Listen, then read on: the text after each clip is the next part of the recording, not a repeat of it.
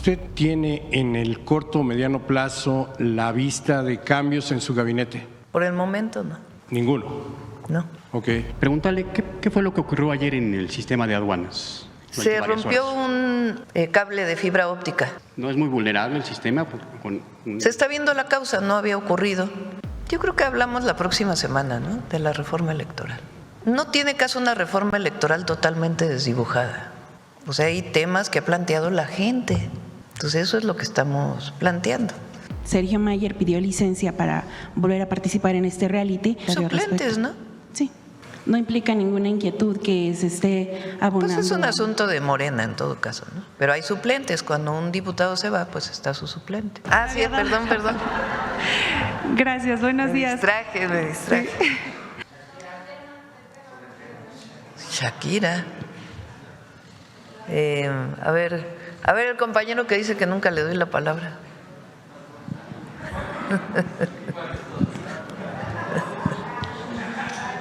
Hola, presidenta, muy buenos días. Yo quisiera preguntarle, insistir un poco sobre, ayer se dieron a conocer audios en torno a una supuesta reunión sostenida por el secretario de Marina con el contraalmirante Fernando Guerrero. Preguntarle si hay ya abierta alguna línea de investigación que dirija hacia el secretario. ¿Le han confirmado algo por parte de...? No hay líneas de investigación contra el secretario y está abierto toda una línea de investigación relacionada con el llamado huachicol fiscal o el contrabando de combustible. Hay todavía detenciones pendientes, hubo detenciones de algunos miembros de Marina, como ustedes saben, que el propio almirante denunció en su momento y sigue la investigación en la Fiscalía General de la República y hay que esperar a que continúe y que dé la información la Fiscalía. Y en este mismo sentido preguntarle en la cooperación que se tiene con Estados Unidos, porque también hay abiertas líneas de investigación en la Fiscalía de Estados Unidos, preguntarle si han pedido algún tipo de información a México, están colaborando de manera coordinada con ellos, y usted había mencionado que se iba a solicitar la extradición de personas involucradas en Estados Unidos porque tienen también procesos en México. Si nos pudieran ampliar un poco más la información sobre ello. Sí, son empresarios que se dedicaban a ser parte de la entrada de combustible sin pagar impuestos a México, y hay solicitud de extradición de algunos empresarios y es la Fiscalía quien tiene que dar la información, si es que así se puede, en el marco de la investigación de los nombres de estos empresarios. ¿Son los Jensen? Entre otros. Y, presidenta, también, desde septiembre le pedimos a la Secretaría de Hacienda que nos hiciera favor de actualizarnos el monto de las partidas o los hechos ilegales que hayan detectado, pero no nos ha proporcionado ninguna información. ¿Le han dicho a usted si se actualiza esos 600,000 millones que se habló en un principio, si ya cambiaron, han aumentado o se ha iniciado ya el proceso de recuperación de los 16,000 que estaban ya en proceso? Esta es una estimación, lo que dijo en su momento la Procuradora Fiscal. Eso es muy importante. ¿Cómo se hacen estas estimaciones? Pues la estimación del posible volumen de combustible que no pagó impuestos. Entre otras, ¿cómo se hacen estas estimaciones? Por ejemplo, del caso de Pemex, si hay una tendencia en la venta de combustibles de Pemex y cae esa tendencia, que no tenga que ver con lo que se llama el periodo. Por ejemplo, en enero se vende menos combustible normalmente que en diciembre. Entonces no tiene que ver con esta estacionalidad, sino realmente con una tendencia en la disminución en algunos periodos. Así es que se hace la estimación en un trabajo coordinado con la Secretaría de Hacienda. Y siguen trabajando para poder estimar de qué monto se trató estos impuestos que no llegaron a pagarse por el contrabando de combustible. Y en su momento, cuando se tenga la información, por supuesto, se dará, y tiene que ver también pues con la investigación de la propia Fiscalía. Esto en cuanto hace a la estimación del monto global, pero la fiscal también habló de 16,000 millones querellados, es decir, ya estaban en litigio para la recuperación. Me gustaría saber si hay avance en ello. Pues la Fiscalía tendría que informar.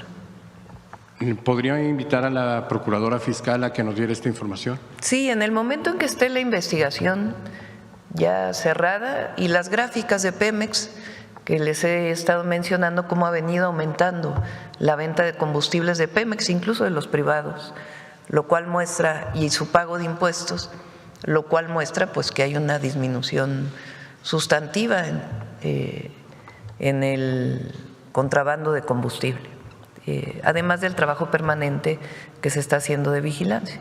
Entonces, con gusto, en el momento que se tenga toda la información, se da a conocer públicamente.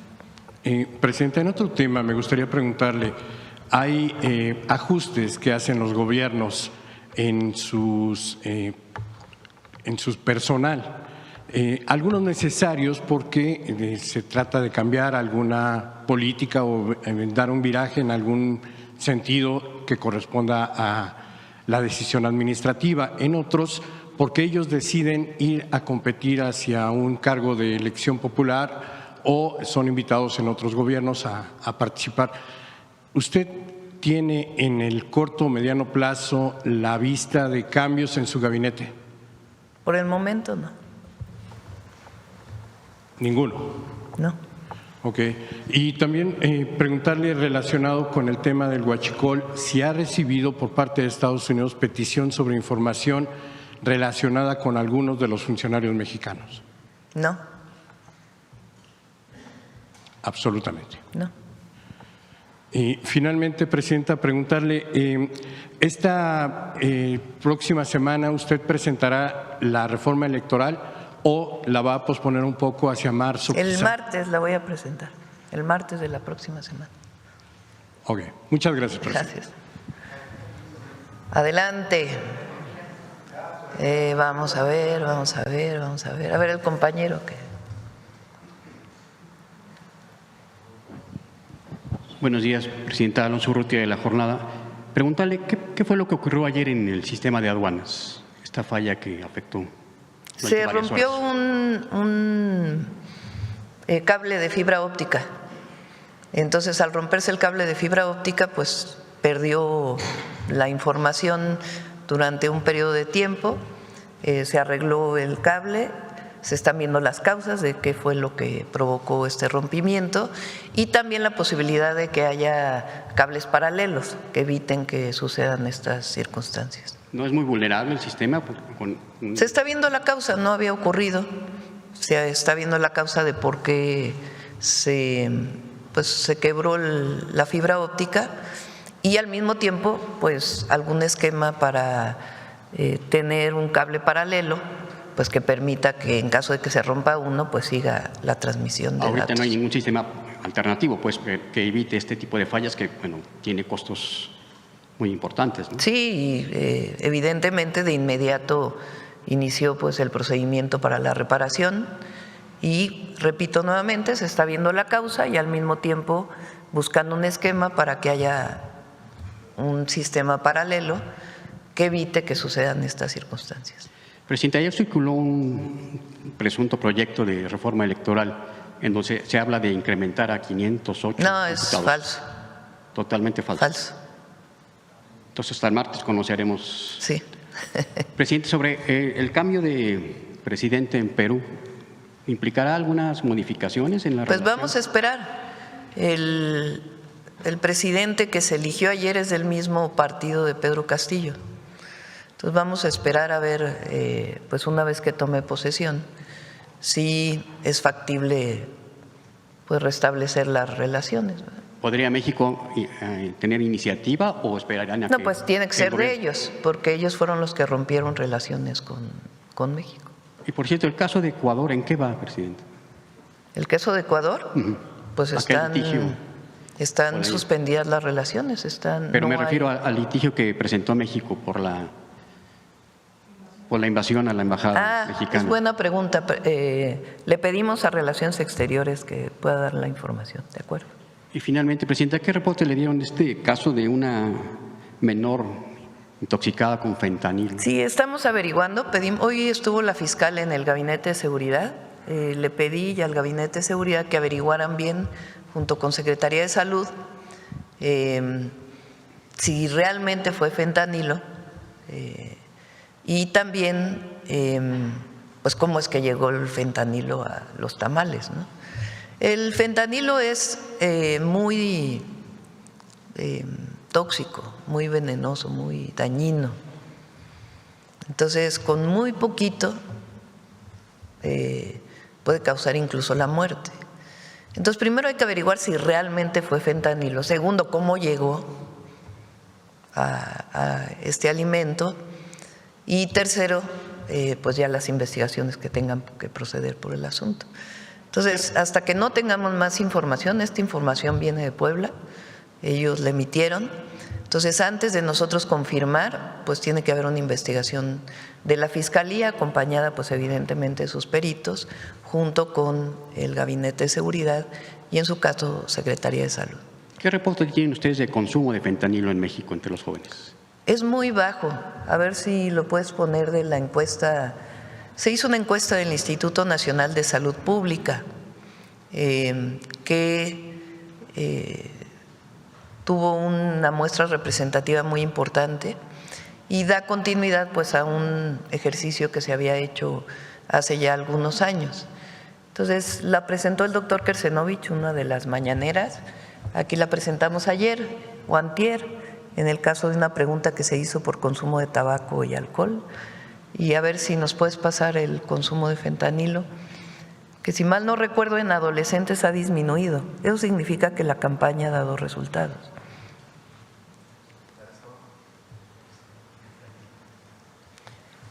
Prevalencia muy baja de consumo no médico, 0.2% alguna vez y 0.1% en el último año. Y había uno entre, a ver si está aquí, entre la diferencia entre adolescentes y…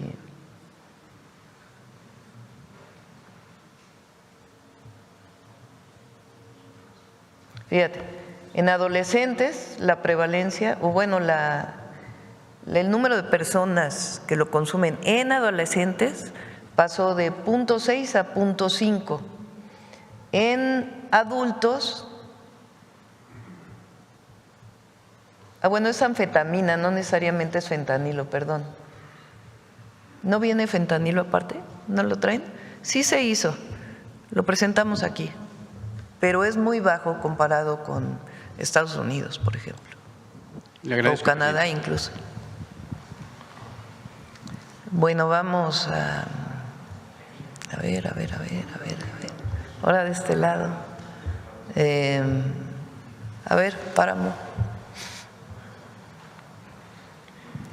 Gracias, Presidenta. Si me permite, sería una pregunta para la subsecretaria Noemí. Se ha comentado que fue la revisión de los libros de texto lo que provocó el desencuentro con Max Arriaga. Entonces, si nos pudiera explicar qué fue lo que se encontró en los libros de texto y cuál fue la petición que se hizo para modificar los contenidos. ¿Qué se necesita modificar en los libros? Ya la Presidenta nos ha dicho que sí se tiene que perfeccionar, se tiene que actualizar, se tiene que actualizar básicamente. Si nos pudiese comentar, subsecretaria, detallar qué es lo que viene para los libros de texto. Sí, lo de las mujeres principalmente. Gracias. Con permiso, Presidenta. Muy buenos días a todas y a todos. Como bien mencionan los funcionarios públicos, sobre todo quienes estamos en el ámbito de la educación, el interés superior de la infancia es nuestra prioridad y gratuito, están dedicados. En este caso se hizo durante todo el año 2025 pues un ejercicio con las propias infancias, visitando escuelas. La Presidenta nos ha encomendado una tarea de territorio, estar asistiendo a las escuelas desde el preescolar hasta nivel secundaria en todas sus modalidades. asistir también, por ejemplo, a diversos encuentros de docentes, consejos técnicos escolares, las propias consultas con docentes, algunas encuestas, más lo que se trabaja dentro de la Dirección General de Desarrollo Curricular, más todas las recomendaciones, sugerencias que nos hacen distintas instancias, por ejemplo, Afroeduca, que es un colectivo de personas afromexicanas en nuestro país, que también pues hacen una consulta, es decir, se compilan tanto participaciones de docentes, participaciones de las infancias. Yo recorro mucho las escuelas, a las niñas, a los niños, hay que preguntarles qué queda de lo que tienen en sus libros, que les gustan, de qué se apropian. Muchas veces el tema de los libros de texto, hemos dicho que se estudia mucho desde lo que sale del libro, desde lo que sale del plan de estudios, pero ¿quién lo recibe? ¿Cuál es el lenguaje? ¿Qué es lo que se apropia en nuestras infancias de los materiales que como Estado estamos obligados a garantizarles? Entonces, ese también es un tema muy importante, con qué se están quedando nuestras infancias de lo que por derecho les corresponde. Entonces, de toda esta compilación, de todo este trabajo que se hace tanto de docentes, estudiantes, academia, desarrollo curricular, pues se ha hecho una serie de observaciones que pueden ir, por ejemplo, desde una modificación en una imagen. En el caso, por ejemplo, de las afrodescendencias, nos decían que algunas imágenes pueden representarse sin una camisa, ¿no? Entonces nos decían, bueno, tal vez muchas veces un estereotipo de las personas afrodescendientes es que todo el tiempo estamos sin camisa, ¿no? O sea, no es con una intención, pero muchas veces lo tenemos normalizado. Entonces son desde imágenes, tal vez en el propio uso del lenguaje, tal vez en la propia desarrollo en ese momento de la edad preescolar. En este caso, y también porque nosotros tenemos la obligación de garantizar la entrega de estos materiales, empezamos con primaria y también empezamos con preescolar. De secundaria no hemos concluido el trabajo, pero es eso, es una suma de distintas observaciones de todos los que estamos involucrados, porque esos son los libros de texto. Los libros de texto somos de todos y son de todos, es la suma de muchas voces y es la suma del trabajo de muchas instancias, personas y sobre todo, bueno, como refiero, sobre todo de nuestras niñas, niños y adolescentes, que es a quienes nos dirigimos. Gracias, subsecretaria. ¿Estas modificaciones estarán listas hasta el siguiente ciclo escolar? Para nosotros garantizar que los libros de texto se entreguen, nada más para que dimensionemos, entregamos al año 155 millones de libros de texto. Por lo tanto, cada mes a partir de enero hacia el mes de junio se imprimen entre 28 y 30 millones de libros de texto al mes. Retrasarnos implica que no garanticemos la entrega al inicio del ciclo escolar y eso es algo que no nos podemos permitir. Es por eso que el trabajo de la revisión, de la edición y todo lo que implica el libro de texto lleva pues, importantes meses de trabajo. Los libros que van para el siguiente ciclo escolar 2026-2027 ya están en un proceso de impresión y de entrega. Estuvimos el pasado 12 de febrero ya en el banderazo porque estamos garantizando que estos libros de texto ya van camino a las escuelas, porque lo más importante es que iniciemos el ciclo escolar con nuestros materiales educativos. ¿Y estas modificaciones que se tendrían que hacer, se hicieron o van a tener que esperar? Estamos en el proceso de la incorporación. Como les mencionaba, nosotros tenemos que concluir con los materiales para poderle estar impresos antes del mes de enero. Es decir, si yo retrasaba, bueno, todo el equipo también se involucra con Alitec, si retrasamos la impresión, no garantizamos la entrega al inicio del ciclo escolar. No podemos darnos ese lujo, no podemos fallarle a las niñas, niños y adolescentes. Por lo tanto, todo lo que son sugerencias, observaciones, se trabajan previo a un ciclo escolar. Y la solicitud que habían hecho los profesores de las guías para poder aplicar ciertas asignaturas, ¿también se logró hacer estos materiales? Esto es un tema muy importante. Esas guías se diseñaron en el año 2024. fue una solicitud de la administración anterior. Recordemos que nuestro plan de estudios entra en vigencia, nuestro plan de estudios para preescolar, primaria y secundaria 2022. En el año 2023, algunas de estas voces de los profesores decían, vamos también a fortalecer e implementar la nueva escuela mexicana.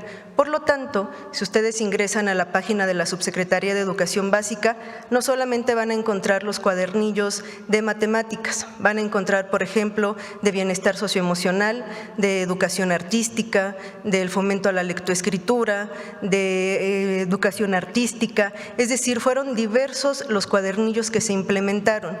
¿Qué sucedió? Que muchos de estos materiales se quedaron alojados en la página y nada más se quedaron en una edición digital. ¿Qué es lo que nos demandan nuestras maestras y maestros? Que esos materiales también se impriman. Por lo tanto, fueron diseñados y publicados entre enero y agosto de 2024, es decir, es un trabajo de la administración anterior, no correspondería a nosotros atribuirnos ese gran trabajo que se había hecho. ¿Qué hicimos en esta ocasión? Garantizar y buscar que esos materiales se imprimieran, y entre ellos están los cuadernillos de matemáticas de la fase 3, 4 y 5 que están llegando a nuestras escuelas. Algo muy importante y que también me gustaría destacar es que el plan y programas de estudio están llegando de manera impresa ya a nuestras escuelas para que las y los maestros pues tengan también la nueva escuela mexicana en sus manos. No es lo mismo leer de manera virtual que tener nuestros materiales impresos. Muchas gracias, subsecretaria. Gracias. Permiso, Presidenta. Presidenta, nada más, si tiene una actualización de las investigaciones que se han llevado a cabo en Puebla tras el hecho violento que ocurrió fuera de un bar en la zona de Angelópolis en la semana pasada. A ver si el Gabinete de Seguridad también puede informar. Muchas gracias. Sí. Vamos con otra pregunta sobre el tema. A ver, la compañera.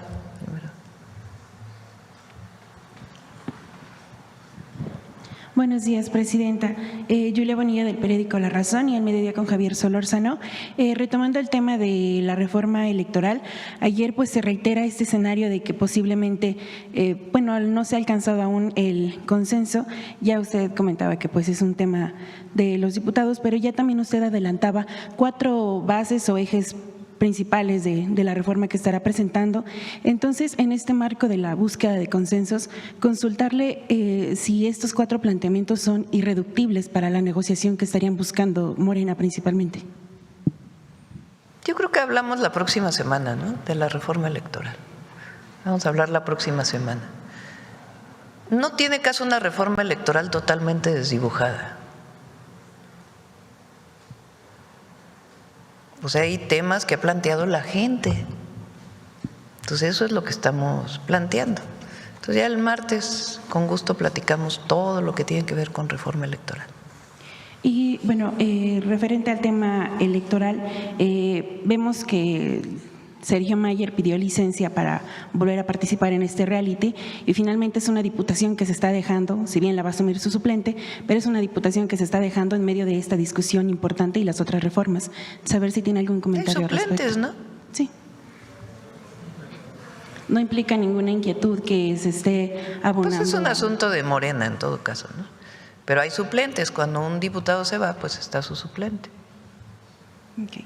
Y retomando también el tema ahora de educativo, ya no hubo oportunidad ayer de preguntarle a la secretaria de Anticorrupción, pero mencionaba que se inician todas las investigaciones a partir de que se reciban oficios o haya quejas o pruebas. Se estuvo reportando a lo largo de estos días que ha habido denuncias de parte de extrabajadores o de trabajadores dentro de materiales educativos que acusan pues que se les pide dinero, entre otros asuntos. Falso. Entonces, no hay. Y además quiero, porque dicen, ¿cómo es que Marx Arriaga se le pidió que pudiera dejar su encargo? Son encargos. Y al mismo tiempo hay un reconocimiento. Pues sí, hay un reconocimiento a Marx Arriaga. Es un hombre con doctorado, culto, que hizo un gran trabajo al frente de los libros. y todo nuestro reconocimiento a Marx Arriaga, todo. Toda esta crítica de la derecha ahora contra él, pues nada más que comparen currículums, el currículum de Marx Arriaga, sus publicaciones, su trabajo, con el de cualquiera de sus críticos. Nada más que a veces pues hay desencuentros internos y entonces se le orienta si quiere participar en otro espacio. Él decide que no y finalmente pues ya no está en el cargo. Pero esta crítica ahora, a ver, nada más que le miren su currículum a Marx Arriaga. Y la nueva escuela mexicana no se va a modificar. Claro, como bien dice Noemí, pues hay enriquecimiento de los libros, que viene también de los propios maestros, de los propios estudiantes, pero no tiene ninguna contradicción. Entonces, ¿se concluyó una investigación a raíz de estas denuncias, quejas que presentaron? Es un hombre honesto, Marx Arriaga. No hay nada que muestre lo contrario. Y bueno, a él cuando estaba dejando las oficinas, él mismo declaró que dejó firmadas 105 plazas para colaboradores dentro de la dirección. ¿Serán tomadas como válidas debido a que las firmó ya cuando Pues había vamos sido a ver, ya se revisará por parte de la nueva titular. Okay. Y nada más para precisar lo que ahorita comentaba la subsecretaria de las correcciones o este mejoramiento que será, entonces ¿estarían listas para la impresión del ciclo escolar 2026-2027? No, sería hasta la siguiente. O sea, 27, lo que dice 28. Noemí es que hay algunos enriquecimientos, vamos a llamarle así más que grandes modificaciones, a los libros y estarían listos, tienen que estar listos en enero del 27 para que entren a imprenta para poder entrar a septiembre del 27. Okay. Y por último, presidenta. ¿O agosto? ¿Cuándo se entra a la escuela? Septiembre, ¿verdad? Y por último, presidenta, hoy en La Razón publicamos que, bueno, de acuerdo con reportes que también se extraen de datos de Pemex, el tema del robo de hidrocarburo ha disminuido 10%. Sin embargo, se está observando un repunte en algunos estados como es Hidalgo y sobre todo lo que llama la atención es que está como migrando el tema del robo de hidrocarburos ya al sureste del país. ¿Está migrando qué, perdón? El tema del robo de hidrocarburo, es decir, se ha concentrado históricamente en esta zona de Hidalgo, Jalisco, etcétera, y ahora, bueno, lo que se está observando es que está habiendo un repunte bastante importante de hasta 300% en el estado de Tabasco, en la región sureste del país. Entonces, a ver si ustedes tienen observado este fenómeno del robo. El tema del huachicol está disminuyendo y eso lo podemos ver en el incremento de las ventas con impuestos, digamos, en Pemex y en los privados. Y se sigue con las investigaciones y se sigue trabajando para los dos temas, para evitar cualquier entrada de combustible que no pague impuestos y también cualquier conexión ilegal a algún ducto de Pemex. ¿Estaría considerando algún reforzamiento en los operativos al sureste del país debido a esta migración del robo? Fíjense, a ver si te pueden mandar una fotografía de los camiones, las pipas que llevan ahora combustible, cómo tienen un QR. A ver, pero también la fotografía, a ver si te lo pueden enviar.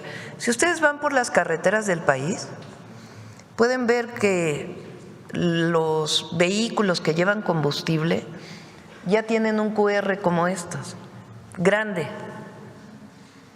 Ese QR lo da la Secretaría de Energía. ¿Qué tiene que tener ese QR en el momento que se lee con un teléfono celular para un guardia nacional, por ejemplo?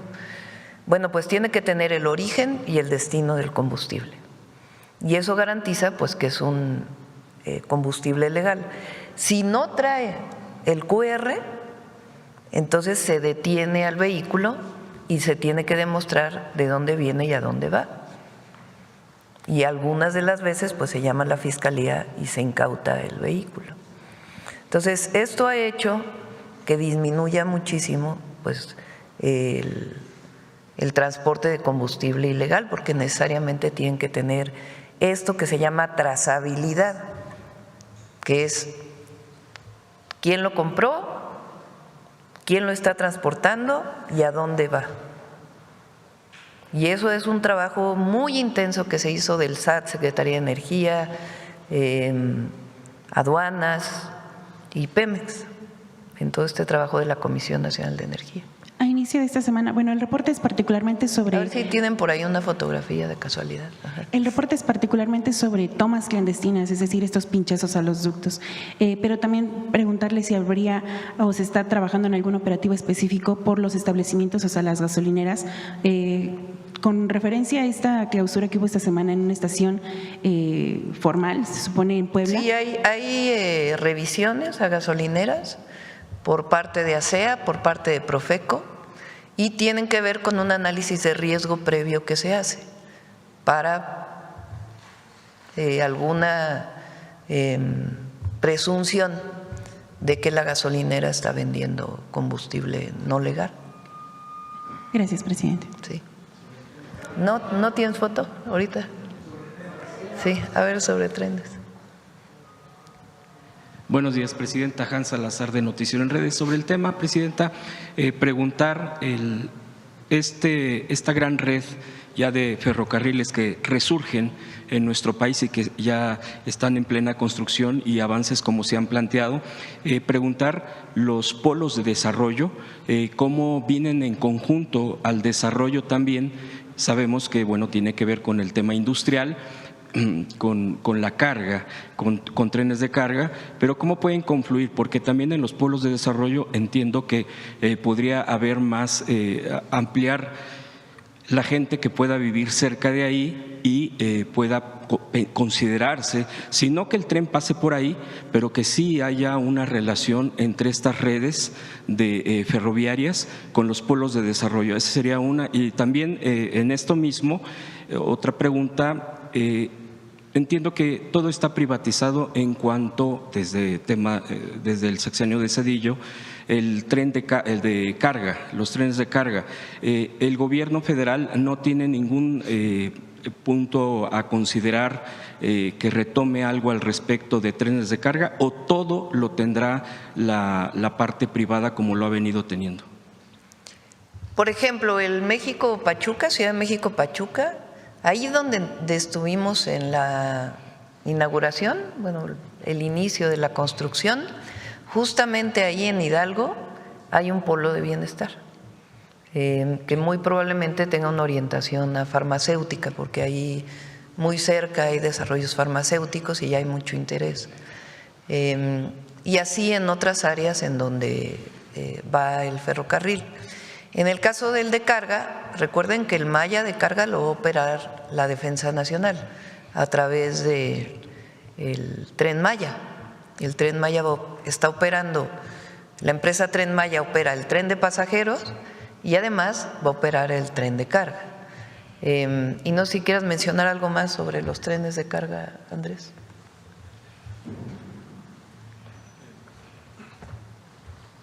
Sí, en el caso de los trenes de carga, como ya lo comentó en ocasión anterior la presidenta, hay un proceso en la Comisión Nacional Antimonopolios que tiene que ver con la regulación que hay para que haya más competencia en el sector y para que mejore realmente la atención a usuarios y clientes. Ese es un proceso que inició la Comisión Nacional Antimonopolios hace tiempo, que tiene una fase de investigación y que sigue en ese proceso para ver realmente cuáles son las medidas y cuáles son las recomendaciones que se hagan, ya sea al Poder Legislativo o a la agencia, en su caso, por ser un sector regulado y mejorar las condiciones de competencia.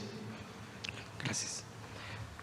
De hecho, también entiendo que entraría igual como lo… Pero puede operar… Ahora, ¿qué fue lo que pasó? Concesionaron las vías, no solo el servicio. Sí. Ese es pues uno de los grandes temas. La concesión del tren de carga, que fue una barbaridad, esa privatización, porque si el tren de pasajeros pudiera tener algún problema de rentabilidad, que ya saben que eso pues siempre es subjetivo, ¿verdad? Porque transportar pasajeros de un lugar a otro Podrían decir, por ejemplo, el metro de la Ciudad de México no es rentable porque está subsidiado el boleto. Pues ¿cómo no va a ser? Imagínense que no hubiera metro en la Ciudad de México, ¿verdad? Entonces todo depende cómo se analice. Nosotros lo vemos desde una perspectiva de servicio y de desarrollo regional. Pero bueno, supónganse que alguien dijera, bueno, el tren de pasajeros tiene más problema para que se recupere la inversión que se hizo o para que opere sin necesidad de una aportación adicional por parte de los recursos públicos. Pero el tren de carga es hiperrentable, tiene ganancias muy importantes. Entonces, el privatizarlo, pues fue privatizar algo que además se construyó y fue nacionalizado en su momento, que era público y después se privatiza para el beneficio de un privado. Entonces, para empezar eso. Pero después se concesionaron las vías, no solo el servicio. Podría haber sido, por ejemplo, que las vías se quedaran como parte del Estado y en todo caso concesionas el servicio. No, concesionaron todo a muchísimos años. Entonces, el problema que tienes para que otro use esas vías, pues es que le tiene que pagar al que hoy tiene concesionadas las vías. Pero lo más complejo de todo es que concesionaron las vías, unas de un lado de la República, otros de otro lado de la República, y entonces el que pase un ferrocarril de un concesionario que tiene una vía concesionada a otra vía concesionada, pues tiene problemas. Entonces eso afecta el tránsito de mercancías en nuestro país. Y eso es lo que está revisando ya desde hace tiempo, cuando era la COFESE y ahora la Comisión Nacional Antimonopolios, para promover pues que sean mucho más competitivos los trenes de carga en nuestro país. Tren de carga es una de las formas más eficientes de transportar, si no es que la más eficiente de transportar mercancías. Imagínense ustedes que viene un barco cargado de contenedores. En un barco pueden llegar miles de contenedores y luego llegan al puerto y cuando se transporta en tractocamión, pues hay veces que es un contenedor por tractocamión, o cuando son dobles, pues son 2 contenedores por tractocamión. Entonces, si vienen 1000 contenedores y es un contenedor por tractocamión, pues se requieren 1000 camiones. En cambio, el tren pues lleva los contenedores y solamente es una locomotora que lo está jalando. Entonces es muy eficiente, pero en México tienen que ser más competitivos porque la manera en que se privatizó pues en realidad pues genera muchas ganancias y no hay los beneficios que pudiera tener. Sí. Ahora, por eso el tren de Maya pues se decidió que fuera público.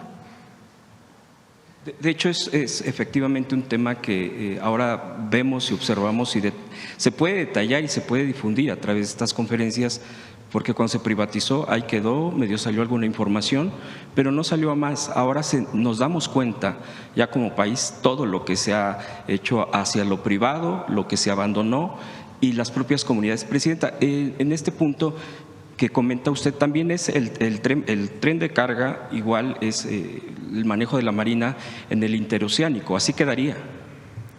El interoceánico también es público. Digo, y así quedaría también, esa es la idea, que lo siga manejando la Marina. Sí, como saben, el tren interoceánico después del accidente se está trabajando la Fiscalía y la Secretaría de Gobernación, la Comisión de Víctimas, para poder hacer la reparación integral del daño de todos los que viajaban en el tren. Van muy avanzados en la comunicación con todas las familias, incluso ya en la aceptación de la reparación del daño de la mayoría de ellas. Y al mismo tiempo, Andrés pues ya muy pronto publicará su revisión como agencia reguladora. Tiene que cerrar también la investigación de la Fiscalía, porque dieron un primer avance, pero tiene que cerrar. Y también ya está una empresa internacional, no sé si quieras platicar eso, trabajando en la certificación del tren, que va a dar una serie de recomendaciones. Sí, de hecho, la empresa que le llamamos un tercero independiente, porque el objetivo es que sea una empresa que, digamos, no tenga una relación con las partes en términos de cómo elabora sus documentos, lo hace en colaboración en términos de conocer bien todas las características del servicio, la infraestructura, etcétera, ya empezó a trabajar. Entonces, hace unos días incluso salió una nota de periódico que decía que habían visto los trenes haciendo pruebas. Son parte del trabajo que se está haciendo para primero tener una evaluación de las características del servicio, después tener un conjunto de recomendaciones a implementarse en todos los componentes que tiene el sistema ferroviario, desde la operación, cómo es el servicio usuario, cómo son los vehículos, cómo se atiende, todo realmente de forma integral. Y después tener un seguimiento a la implementación de esas recomendaciones. A partir de eso, la agencia ha estado participando precisamente y la clave será en ver cómo es la implementación de esas recomendaciones para decir, este es un sistema en donde se puede operar, se puede dar un servicio de calidad y no va a volver a suceder lo que sucedió, lamentablemente, ¿no? Entonces, se va a hacer el trabajo y cuando tengamos ya el conjunto de recomendaciones y el seguimiento de la implementación, con mucho gusto también lo informaremos. Muchas gracias. Es una empresa que se llama TÜV Rheinland. TÜV, a veces van a leer TÜV, lo digo, TÜV es el nombre de las empresas de verificación que se usan en Alemania. Entonces hay muchas que hacen este trabajo. En este caso es TÜV Rheinland, es alemana. Presidenta, y en la construcción de la manufactura de los trenes, ¿sí se contempla igual México, nuestro país, para esta creación, o cómo sería la Sí, un 70% al menos, es porcentaje? 70, ¿no? 70% al menos de la producción de trenes es nacional, ¿no? Sí. 70%. 76%. Casi el 80%. Sí. En el caso de el tren Ciudad de México-Pachuca, es la empresa CRRC, es una empresa de origen chino, fue la que hizo los trenes del metro. Ellos ya tienen una planta en el Estado de México y están ampliando su planta para poder producir estos trenes que tiene esta condición. Y en el caso de Alstom es la planta que tienen en Ciudad Sagún desde hace tiempo, que ellos ganaron la primera licitación de los trenes hacia el norte. Perfecto. Otro tema, Presidenta, muy breve, es preguntarle sobre Correos de México. La venta de comercio en línea ha aumentado exponencialmente, incluso a partir de la pandemia, pues por la misma circunstancia, creció tremendamente en todos los sentidos. Hay plataformas y las conocemos todos, pero también hay venta en línea o a través de redes o las propias plataformas, y que el traslado o el envío de los productos que se venden, pues de la gente que hace este comercio, pues lo hace a través de paquetería, pero perteneciente a Correos de México, porque pues es lo más económico, pero además pues no deja de ser también eficiente en sus propios tiempos, por supuesto, porque sabemos que tiene otro tipo de logística, otro tipo de costo. No es lo mismo que uno pague 60 pesos, por ejemplo, para enviar un paquete a algún estado de la República.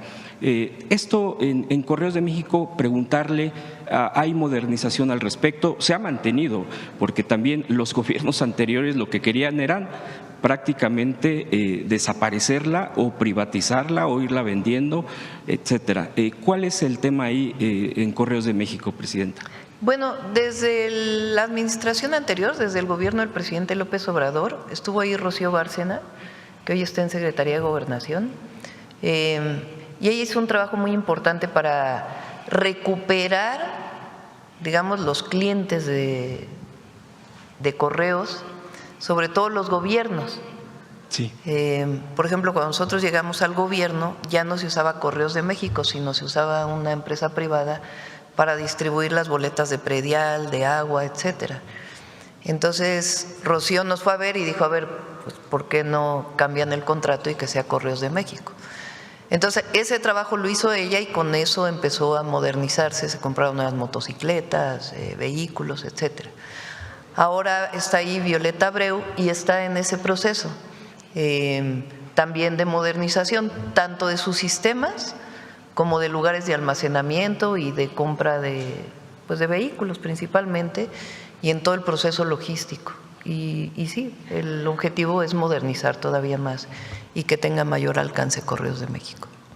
Por último, Presidenta, el tema de la CONADE, se va a presentar el día de hoy un plan para alto rendimiento. Entiendo yo, por lo que he estado revisando, no había habido esta presentación de un plan de este tipo y no había aún antes de esto, de cómo se está planteando, y tan solo hay que mirar al fin de semana.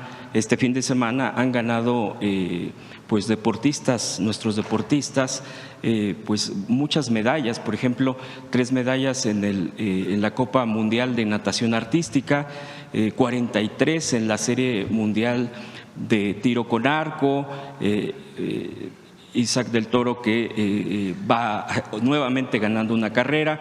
Son deportistas dedicados por completo y que se ha visto ese resultado. Bueno, siempre ha habido un resultado por parte de los deportistas cuando se meten, cuando buscan, y que ahorita se esté presentando ese plan. ¿Qué expectativa se tiene en este sentido para el deporte, Presidenta? Esa sería mi última pregunta.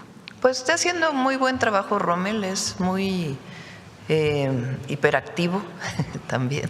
Tenemos varios compañeros hiperactivos. Él ha buscado un mecanismo en que nuestros atletas puedan ir a más competencias. Eso los foguea y pues tienen mejores resultados en su momento en campeonatos mundiales o en olimpiadas. A veces tiene pocos recursos y de todas maneras hace compromisos, busca la manera de resolver y después con la burocracia en el gobierno tarda en salir el pago que tiene que ver con ello y busca la manera siempre dentro de la norma de resolver los problemas. Entonces eso ha permitido también que se tengan más medallas. No sé si por ahí teníamos el lunes, lo íbamos a pasar de varios… incluyendo las de invierno, sí. Por ejemplo, este joven de patinaje sí, es fantástico. Sí, a ver si tienes… Y hubo varios mundiales. Vamos a ver dónde… A ver aquí la compañera. La foto de la pipa que tiene el QR. Mire. Bueno, esa es la de Pemex. Pero hay unos que tienen incluso, ahí está, esos sellos más grandes.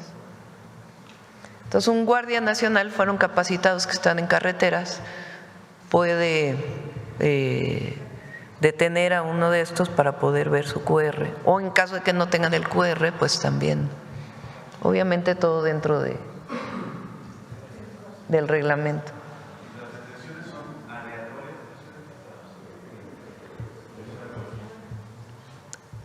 Sí, es aleatorio. A ver, vamos. Gracias. Me había dado la palabra, Presidenta. Sí, perdón. Gracias, buenos días. Me distraje. Sí. Aurora Castillejos, del Sistema Público de Radiodifusión del Estado Mexicano, Canal 14. Mandataria, preguntarle, nos hablan de estas vías, estas nuevas vías que se están dando, ampliación. ¿Cómo está beneficiando a la población? ¿Qué les dice la gente que vive cerca de estas zonas? ¿Cómo les está beneficiando? Bueno, no sé si quieras, Néstor, la gente cómo está recibiendo el tren, tú que estás ahí en campo. Con su permiso, Presidenta. Pues como decía la secretaria Edna, la verdad es que el proyecto tiene entusiasmada a la gente. Muchas comunidades, como ya señalaba la Presidenta, quedaron pues muy cercanas a las vías del tren y cuando se privatizaron y se quitaron los trenes de pasajeros, se quedaron aisladas. Entonces, el regreso de los trenes de pasajeros tiene muy entusiasmada a la gente. prácticamente quieren estaciones como si fuera el metro, a cada 3, 4 kilómetros. Eso, por supuesto, lo define la Agencia de Trenes y Transporte Público Integrado junto con el agrupamiento de ingenieros, pero la realidad es que la gente está muy entusiasmada y muy contenta con la obra. Eso nos ha ayudado mucho a la liberación del derecho de vía y a que haya esta paciencia y coordinación ahora que ya tenemos las obras avanzando. La verdad es que mucho entusiasmo en torno al tren, más bien están, además de las estaciones, queriendo saber cuándo ya van a poder subirse. Gracias. Además, sobre estos trenes que llegan o comparten ruta con la Ciudad de México, saber si la tarjeta de movilidad integrada va a funcionar para… Esa es buena pregunta. No sé, Andrés. ¿Sí? A ver. Justo, bueno, ya tenemos un primer ejemplo de que ha funcionado bien. En el caso del Insurgente, se puede usar la tarjeta de movilidad integrada de la Ciudad de México. De hecho, si ven la tarjeta, tal vez fue como muy gradual, pero en las tarjetas ya aparece el logo del Insurgente. Y para la gente es muy fácil, es muy sencillo. La mayoría de los transbordos que están sucediendo en Observatorio son al metro. Entonces las personas que cargan su tarjeta en el metro la usan en el tren, que la cargan en el celular. De hecho, también la aplicación de la Ciudad de México ya tiene una tarjeta digital. Entonces ni siquiera necesitas comprar la tarjeta, sino simplemente bajas la aplicación de la Ciudad de México y ahí mismo la recargas. En el caso del tren al AIFA, en este momento estamos trabajando para que, y esto es en coordinación con la Dirección General de Ingenieros de SEDENA, que probablemente está llevando a cabo la obra, estamos trabajando para que la tarjeta que actualmente se usa a Cuautitlán se pueda usar, que es como se planeó originalmente, pero también estamos trabajando para poder implementar el uso de la tarjeta de movilidad integrada hasta el AIFA. En los servicios que son más cercanos a la Ciudad de México es más evidente esa integración.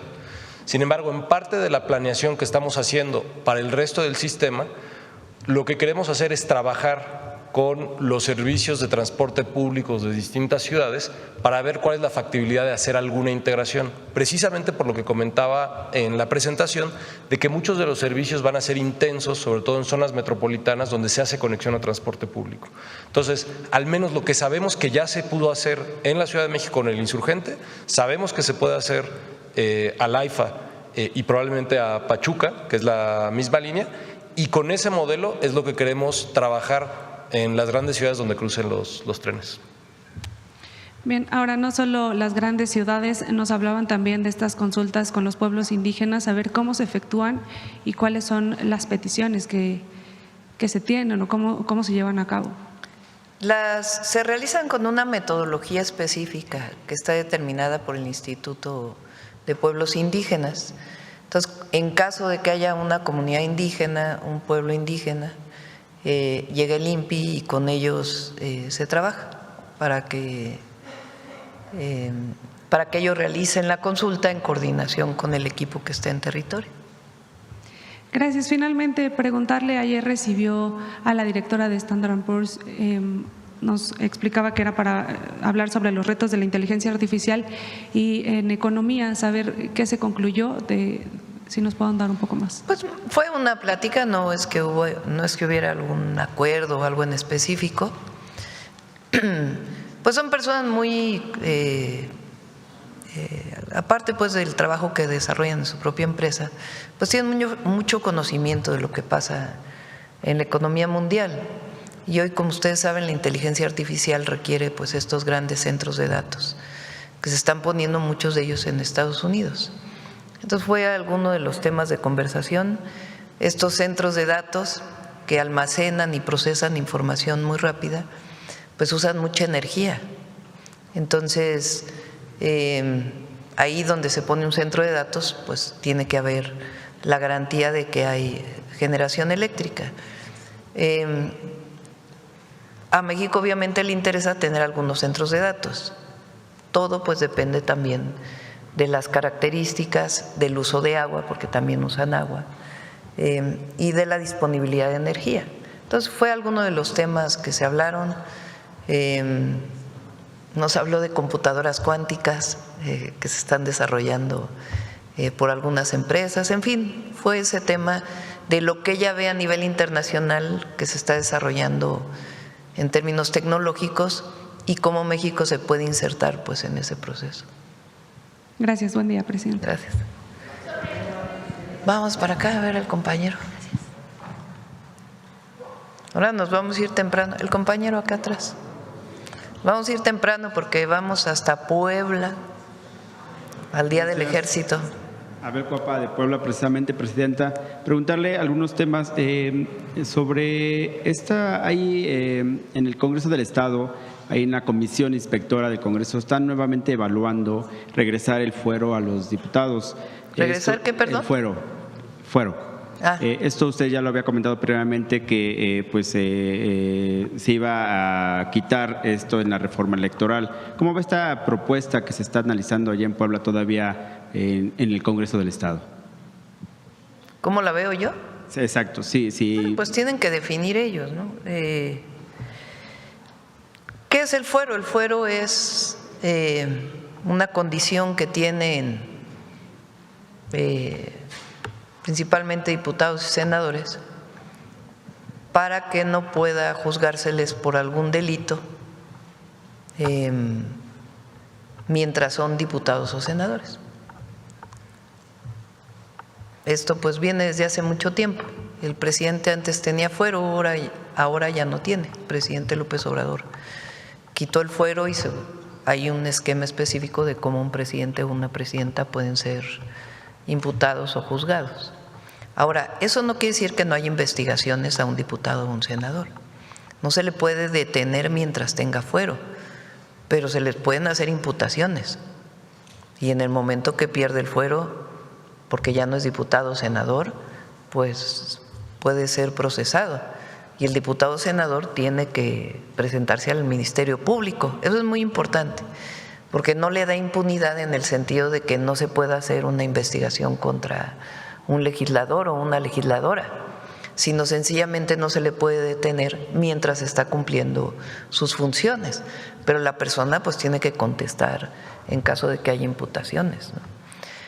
¿Cómo puede hacerse? Pues la propia Cámara de Diputados y Senadores les tiene que quitar el fuero, la Cámara de Diputados les tiene que quitar el fuero para poder ser detenido en su caso, ¿no?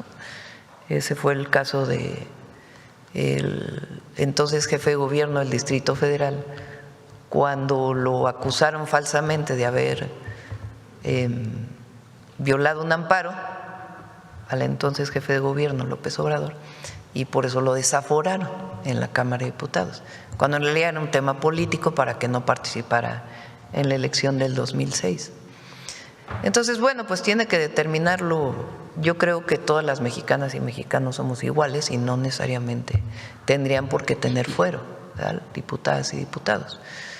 Pero sí es importante que se sepa que aunque tengan fuero, se les puede imputar algún delito. No se les puede detener a menos que le quiten el fuero o cuando deje de ser diputado, ¿verdad?, si el proceso sigue. Gracias, presidenta. Y ya en un segundo tema, también algo local en Puebla. Hay un tema en la Fiscalía General del Estado sobre presuntos actos de corrupción y extorsión y abusos de gente cercana a la fiscal, Damis Pastor. Hoy esa gente cercana ya ha salido de la instancia de la Fiscalía por estos tipos de temas.